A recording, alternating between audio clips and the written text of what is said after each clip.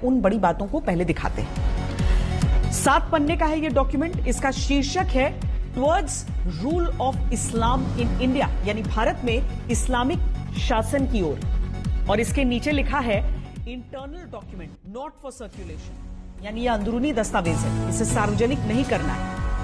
इस डॉक्यूमेंट में क्या क्या लिखा हुआ है वो समझिए।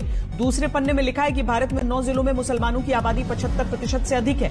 कभी भारत पर राज करने वाले मुसलमान दोयम दर्जे के नागरिक हैं। तीसरे पन्ने में लिखा है कि इनका ख्वाब है 2047 में मुस्लिम समुदाय के हाथ में भारत की सत्ता आएगी और इसके लिए इन्होंने खुद को 2047 का टारगेट दिया है।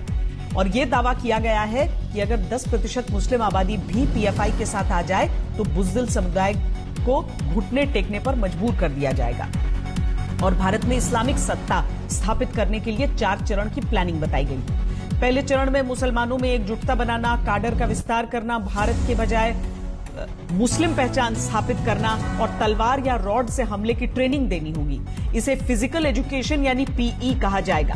दूसरे चरण में पीएफआई के नेतृत्व में प्रदर्शन करना, दुश्मनों को ताकत दिखाना, दहशत से भर देना, पीई वाले चुनिंदा काडर को हथियार विस्फोटकों की ट्रेनिंग देना, उन्हें सुरक्षा बलों की नजरों से बचाए रखना।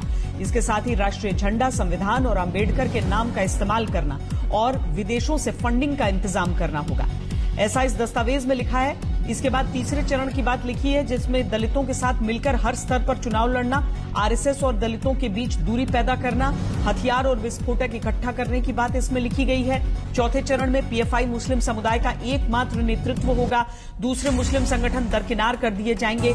तब तक 50% दलित पिछड़ा जनजाति वोट बैंक साथ आ जाएगा, पार्टी राष्ट्रीय स्तर पर सत्ता में आ जाएगी।